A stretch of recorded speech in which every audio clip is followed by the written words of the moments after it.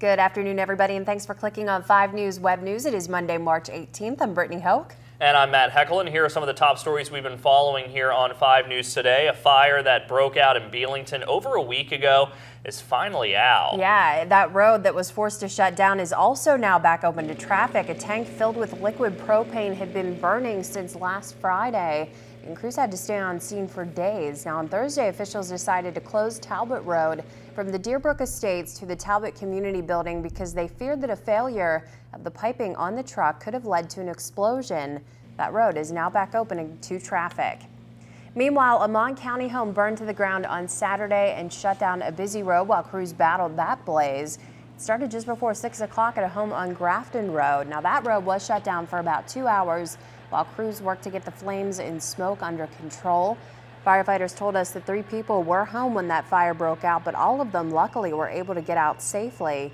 Family members said that they thought the fire started in a back bedroom. Now, at this time, officials say they aren't sure whether or not the blaze is suspicious.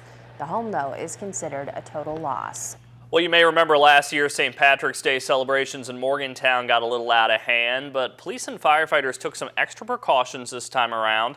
And while authorities were extremely busy this weekend, they say things weren't nearly as bad as they were a year ago.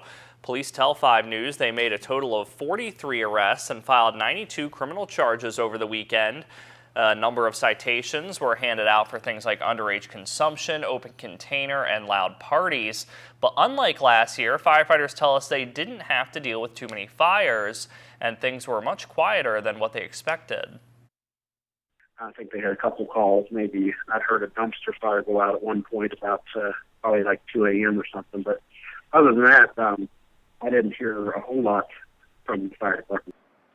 Now, authorities also told us they expected Saturday night to keep them the busiest, even though the holiday was actually on Sunday. And an ATV accident in Randolph County sent a teenager to the hospital on Saturday. This happened just before 7 o'clock on Family Fair Hope Road in Norton.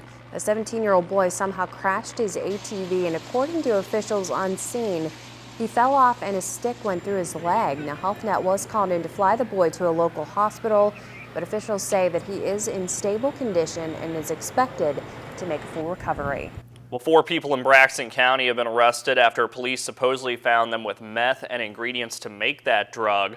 Police say they were driving on I-79 South Saturday night when they saw 2 suspicious cars parked about a half a mile south of exit 79. In one of the vehicles, police found 33-year-old William Cottrell and 24-year-old Belinda Riffle, along with a firearm, a bag of meth, and other drug paraphernalia. In the other car, police searched 37-year-old John Ball and 33-year-old Jason Huff, who also had meth and prescription pills.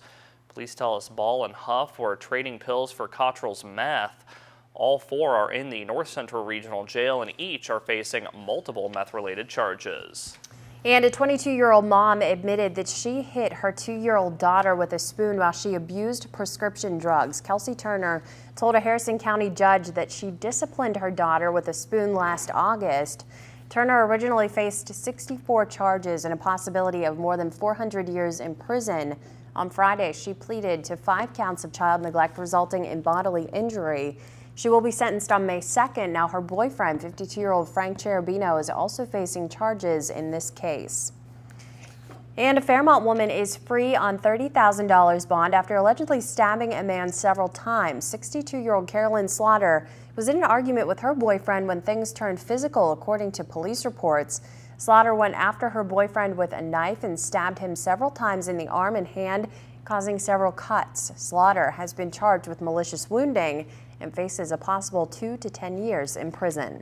And let's take a quick look at what our newsroom's working on for tonight. First up, how to keep your home from flooding. We're going to talk to some experts. And a fire burning for nearly a week is finally out, and the state fire marshal is now being called in. We're going to have the details. Plus, it's a cold start to spring this week, and how much rain and snow are we in for? Your forecast is coming up tonight on First at 5 and 5 News at 6. Heard the thunder roaring outside just a few minutes ago. Getting loud out there. Yeah, feeling like spring even though it's still really cold outside. That's going to do it for us. Be sure to tune in tonight for First at 5 and 5 News at 6. Until then, have a great day, everybody.